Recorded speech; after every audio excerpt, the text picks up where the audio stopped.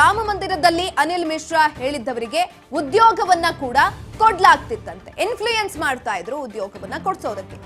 ಉದ್ಯೋಗ ನೀಡೋದಕ್ಕೆ ಬಹುತೇಕರಿಗೆ ಅನಿಲ್ ಮಿಶ್ರಾ ಶಿಫಾರಸನ್ನ ಕೂಡ ಮಾಡ್ತಾ ಇದ್ರಂತೆ. ಅವ್ರು ಹೇಳಿದ್ದಕ್ಕೆ 125ಕ್ಕೂ ಹೆಚ್ಚು ಮಂದಿಗೆ ಉದ್ಯೋಗ ಸಿಕ್ಕಿದೆ. ಅಲ್ಲಿ ಖುಷಿಯಿಂದ ಕೊಡ್ಸಿರೋದಲ್ಲ ಅಥವಾ ಅವ್ರಿಗೆ ಉದ್ಯೋಗ ಸಿಗ್ಲಿ ಅಂತ ಕೊಡ್ಸಿರೋದಲ್ಲ.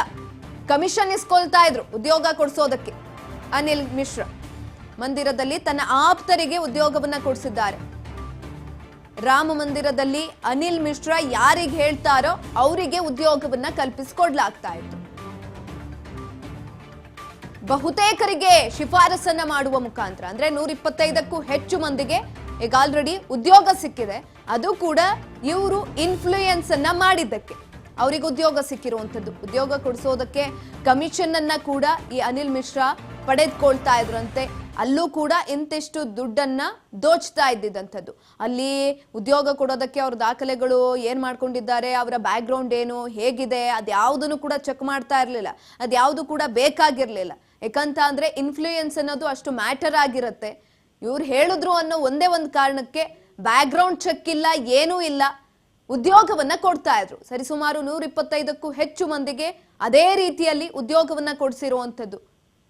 ಈ ಸಂದರ್ಭದಲ್ಲಿ ಎಷ್ಟೋ ಜನ ಅಂದ್ರೆ ಅವ್ರಿಗೆ ಬೇಕಾಗಿರುವಂಥವ್ರು ಅಲ್ಲಿ ಕೆಲಸಕ್ಕೆ ಸೇರ್ಕೊಂಡಿದ್ದಾರೆ.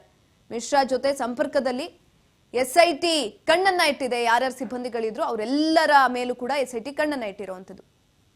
ಎಸ್ಐ ಕುರಿತಾಗಿ ಹೆಚ್ಚಿನ ಮಾಹಿತಿಯನ್ನ ತಿಳ್ಕೊಳ್ತಾ ಹೋಗೋಣ. ನಮ್ಮ ಪ್ರತಿನಿಧಿ ಶಿವು ನೇರ ಸಂಪರ್ಕದಲ್ಲಿದ್ದಾರೆ. ಶಿವು, ಅಯೋಧ್ಯೆ ಹುಂಡಿ ಕಳ್ಳತನ, ಈ ಒಂದು ಕಳ್ಳತನ ಬಿಗ್ ಕಳ್ಳತನ ಆಗಿತ್ತಲ್ಲ, ಆ ಒಂದು ಕಳ್ಳತನಕ್ಕೆ ಬೇಕಾದಂತ ಟ್ವಿಸ್ಟ್ಗಳು ಸಿಗ್ತಾ ಇದೆ.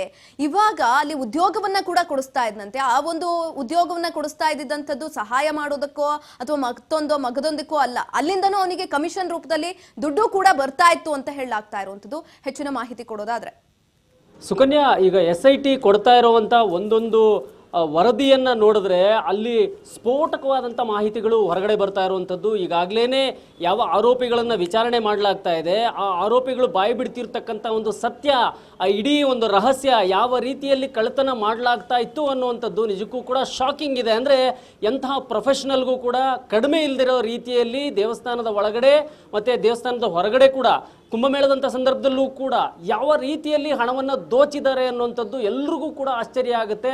ಅಲ್ಲಿ ರೆಕ್ರೂಟ್ಮೆಂಟ್ ನಡ್ಕೊಳ್ತಾ ಇದ್ದಿದ್ದರಿಂದ ಹಿಡಿದು ಪ್ರತಿಯೊಂದು ಹಂತದಲ್ಲೂ ಕೂಡ ಯಾವ ರೀತಿಯಲ್ಲಿ ಈ ಕಳ್ಳರು ಹಣವನ್ನು ಲೂಟಿ ಮಾಡ್ತಾ ಇದ್ರು ಅಂತೇಳಿ ಪ್ರತಿಯೊಂದನ್ನು ಕೂಡ ಯಾವುದೇ ಸಿನಿಮಾದ ಕಳ್ಳತನದ ಸೀನ್ಗಿಂತ ಕಡಿಮೆ ಇಲ್ಲದ ರೀತಿಯಲ್ಲಿ ಪ್ಲಾನ್ ಮಾಡ್ಕೊಳ್ತಾ ಇದ್ದಿದ್ದು ಈಗ ಬಾಯಿ ಬಿಟ್ಟಿದ್ದಾರೆ.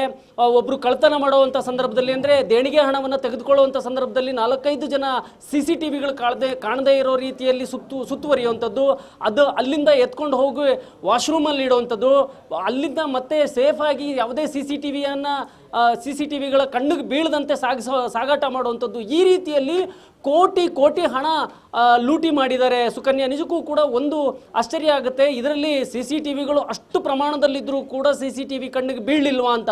ಈಗ SIT ಅವರು CCTVಯ ಸಿಬ್ಬಂದಿಯ ಮೇಲೂ ಕೂಡ ನಿಗಾ ಇಟ್ಟಿದ್ದಾರೆ. ಅವ್ರನ್ನೂ ಕೂಡ ವಿಚಾರಣೆ ಮಾಡೋದಕ್ಕೆ ಮುಂದಾಗಿರುವಂಥದ್ದು. ಅಂದರೆ ಈ ಕುಂಭಮೇಳದ ಸಂದರ್ಭದಲ್ಲಿ ಬಂದಂತಹ ಒಂದು ದೇಣಿಗೆ ಹಣ ಏನಿದೆ ಅದು ಅನ್ಕಲ್ಪ್ ಮಿಶ್ರಾ ಮತ್ತು ಲವಕುಶ್ ಮಿಶ್ರಾಗೆ ಕಣ್ಣು ಕುಕ್ಕುತ್ತೆ. ಯಾವ ಮಟ್ಟಕ್ಕೆ ಇಲ್ಲಿ ಹಣ ಬರ್ತಾ ಇದೆ, ಇದನ್ನು ಹೇಗೆ ಎಗರಿಸ್ಬೋದು, ಎಷ್ಟು ಲೆಕ್ಕ ಕೊಡ್ಬೋದು, ಲೆಕ್ಕ ಕೊಟ್ಟರೆ ಎಷ್ಟು, ಕೊಡದೇ ಇದ್ದರೆ ಎಷ್ಟು, ಯಾರು ಕೇಳ್ತಾರೆ, ಇದಕ್ಕೆ ಮಾನಿಟ್ರ್ ಮಾಡೋರು ಯಾರು, ಎಲ್ಲವನ್ನೂ ಕೂಡ ನೀಲಿ ನಕ್ಷೆ ಹಾಕ್ಕೊಂಡಿದ್ದಂಥವರು ಕುಂಭಮೇಳದ ಸಮಯದಿಂದಲೂ ಕೂಡ ಹಣವನ್ನು ಎಗರಿಸ್ತಾ ಬರ್ತಿರ್ತಾರೆ. ನೀವು ನೋಡ್ಬೋದು ಪ್ರೊಫೆಷನಲ್ ಕಳ್ಳರು ಯಾವ ರೀತಿಯಲ್ಲಿ ಬಹಳ ಯೋಚನೆ ಮಾಡಿ ಕಳ್ಳತನ ಮಾಡ್ತಾರೋ ಅದೇ ರೀತಿಯಲ್ಲಿ ರಾಮ ಮಂದಿರ ಕಳ್ಳತನ ಮಾಡಿರುವಂಥದ್ದು. ಒಂದು ಕಡೆ ಉಂಡಿಗೆ ಬಿದ್ದಂತ ಹಣ ಆಭರಣವನ್ನು ಕಳ್ಳತನ ಮಾಡ್ಕೊಂಡು ಹೋಗ್ತಿದ್ರೆ, ಇನ್ನೊಂದು ಕಡೆ ನೇರವಾಗಿ ಅಕೌಂಟ್ಗೆ ಹೋಗಬೇಕು. ಅಲ್ಲಿ ಡಿಜಿಟಲ್ ಮೂಲಕ ಕೊಡ್ತಿದ್ದಂಥ ಒಂದು ದೇಣಿಗೆ ಏನಿದೆ, ಆ ಡಿಜಿಟಲ್ ಮೂಲಕ ಕೊಡ್ತಿದ್ದಂಥ ದೇಣಿಗೆ QR ಕೋಡು ಈ ಕಳ್ಳರು ಬದಲಾಯಿಸಿಡ್ತಾ ಇದ್ರು. ಬದಲಾಯಿಸಿಟ್ಟಿದ್ದಂಥ ವೇಳೆಯಲ್ಲಿ ಅವ್ರು ನೇರವಾಗಿ ಹೋಗ್ತಾ ಇತ್ತು. ಆಗ ಅವರಿಗೆ ನಿರಾಳವಾಗಿ ದುಡ್ಡನ್ನು ತೆಗೆದುಕೊಳ್ತಾ ಇದ್ರು. ಮತ್ತೆ ಇನ್ನೊಂದು ಬಹಳ ಮುಖ್ಯವಾಗಿ ಇವರ ಅಕೌಂಟ್ಗಳಿಗೆ ಹಾಕಿಸ್ತಾ ಇದ್ರ, ಇಲ್ಲ ಇವರು ಬೇರೆ ಬೇರೆ ಅಕೌಂಟ್ಗಳಿಗೆ ಹಾಕಿಸ್ಕೊಳ್ತಾ ಇದ್ರು.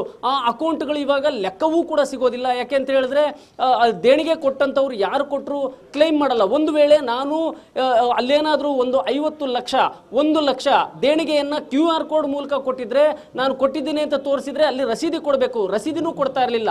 ಈ ರೀತಿಯಲ್ಲಿ ಹಲವು ರೀತಿಯ ಒಂದು ಲೂಟಿ ಮಾಡಿರುವಂಥದ್ದು. 125ಕ್ಕೂ ಹೆಚ್ಚು ಜನರನ್ನು ಅಲ್ಲಿ ರೆಕ್ರೂಟ್ ಮಾಡ್ಕೊಳ್ತಾರೆ. ಅನಿಲ್ ಮಿಶ್ರಾ ಅಣತಿ ಅಂತಲೇ ರೆಕ್ರೂಟ್ ಆಗುತ್ತೆ. ಅದು ಕೂಡ ಯಾವುದೇ ಕೇಂದ್ರ ಸರ್ಕಾರ ಅಥವಾ ರಾಜ್ಯ ಸರ್ಕಾರಗಳ ಸರ್ಕಾರಿ ಉದ್ಯೋಗಕ್ಕಿಂತ ಕಡಿಮೆ ಡಿಮ್ಯಾಂಡ್ ಏನಲ್ಲ, ಬಹುತೇಕ ಹೆಚ್ಚಿನ ಡಿಮ್ಯಾಂಡು. ಯಾಕೆಂತ ಹೇಳಿದ್ರೆ ಕೋಟಿ ಹಣ ಬರುತ್ತೆ, ಬಹಳಷ್ಟು ಜನ ಬರ್ತಾರೆ. ಅಲ್ಲಿ ನಾವು ಒಳಗಡೆ ಇರ್ತೀವಿ ಅಂತಂದರೆ ದೊಡ್ಡ ಮಟ್ಟದ ಒಂದು ಶಕ್ತಿ ಇದ್ದಾಗೆ ಈ ರೀತಿಯಲ್ಲಿ 125ಕ್ಕೂ ಹೆಚ್ಚು ಜನನ ಅನಿಲ್ ಮಿಶ್ರಾ ರೆಕ್ರೂಟ್ ಮಾಡ್ಕೊಂಡಿರೋದು ಗೊತ್ತಾಗಿದೆ. ಅವ್ರ ಮೇಲೂ ಕೂಡ ಈಗ SIT ತನಿಖೆ ನಡೆಸ್ತಾ ಇದೆ, ಅವ್ರ ಮೇಲೂ ಕೂಡ ನಿಗಾ ಇಟ್ಟಿದೆ. ಎಲ್ಲ ಆ್ಯಂಗಲ್ಗಳಲ್ಲೂ ಕೂಡ ಈಗ SIT ತನಿಖೆ ನಡೆಸ್ತಾ ಇರೋಂಥದ್ದು. ನಿಜಕ್ಕೂ ಕೂಡ ಎಲ್ಲ ಈ ಒಂದು ರಹಸ್ಯಗಳನ್ನು ನೋಡ್ತಾ ಹೋದರೆ, ಅವರು ಇರುವಂಥ ನೀಲಿ ನಕ್ಷೆ ಹಾಕ್ಕೊಂಡು ಕಳ್ತನ ಮಾಡ್ತಿರೋದಂತನ್ನು ನೋಡ್ತಾ ಹೋದರೆ ನಿಜಕ್ಕೂ ಕೂಡ ಇಲ್ಲಿ ಯಾರನ್ನ ನಂಬಬೇಕಿತ್ತು, ಯಾರನ್ನ ನಂಬಲಿಲ್ಲ ಅನ್ನುವಂಥದ್ದು. ಕೃಷ್ಣಮೋಹನ್ ಅಂತಕ್ಕಂಥವರು ಟ್ರಸ್ಟಿ ಒಳಗಡೆ ಬಂದ ಕೂಡಲೇ ಅವರು ಈ ಒಂದು ಅವ್ಯವಹಾರಗಳನ್ನು ನೋಡಿ ಕಳೆದ 2025ನೇ ಇಸ್ವಿಯ ಸೆಪ್ಟೆಂಬರ್ನಲ್ಲೇನೆ ದೂರು ಕೊಡ್ತಾರೆ. ಸುಮಾರು 10 ತಿಂಗಳಾದರೂ ಕೂಡ ಇದ್ರ ಬಗ್ಗೆ ಯಾರೂ ಚಕಾರ ಎತ್ತೋದಿಲ್ಲ. ಸೊ ಈ ರೀತಿಯಲ್ಲಿ ಕದ್ದು ಮುಚ್ಚಿ ಮಾಡ್ಕೊಂಡು ಬಂದಂಥದ್ದು ಕೊನೆಗೆ ಈಗ ಕೋಟಿ ಹೋಗಿದೆ ಅನ್ನೋಂಥದ್ದು ಗೊತ್ತಾಗ್ತಾ ಇದ್ದಂತೆ SIT ರಚನೆ ಮಾಡ್ತಾರೆ. SIT ರಚನೆ ಮಾಡಿ 8 ಜನರನ್ನು ಅರೆಸ್ಟ್ ಮಾಡ್ತಾರೆ. ಅನಿಲ್ ಮಿಶ್ರಾ ರಾಜೀನಾಮೆ ಕೊಟ್ಟಿದ್ದಾರೆ, ಚಂಪತ್ ರಾಯ್ ರಾಜೀನಾಮೆ ಕೊಟ್ಟಿದ್ದಾರೆ. ಆದರೆ ಅನಿಲ್ ಮಿಶ್ರಾನ ಅರೆಸ್ಟು ಕೂಡ ಮಾಡ್ಕೊಂಡಿದ್ದಾರೆ. ಇದರಲ್ಲಿ ಮತ್ತಷ್ಟು ಕೇಳಿ ಬರ್ತಾ ಇರೋದಂದ್ರೆ, ಇದು ಸಣ್ಣ ಪುಟ್ಟದವರ ಯಾವುದೇ ಕಾರಣಕ್ಕೂ ಇವರ ಅಣತಿ ಅಂತಾನೆ ನಡೆದಿಲ್ಲ. ಇದು ದೊಡ್ಡ ವ್ಯಕ್ತಿಗಳ ಅಣತಿ ಅಂತ ನಡೆದಿರೋದು. ಅಲ್ಲಿವರೆಗೂ ಕೂಡ ಅಲ್ಲಿವರೆಗೂ ತನಿಖೆ ಹೋಗಬೇಕು ಅನ್ನುವಂಥದ್ದೇ ಈಗ ಆಗ್ರಹ ಮಾಡ್ತಾ ಇರುವಂಥದ್ದು. ಸುಕನ್ಯಾ, ಧನ್ಯವಾದಗಳು ಶಿವು ಹೆಚ್ಚಿನ ಮಾಹಿತಿಗಾಗಿ. ನೋಡಿ, ಈಗ ಆಲ್ರೆಡಿ ಅಲ್ಲಿ ತನಿಖೆ ಕೂಡ ಆರಂಭ ಆಗಿದೆ.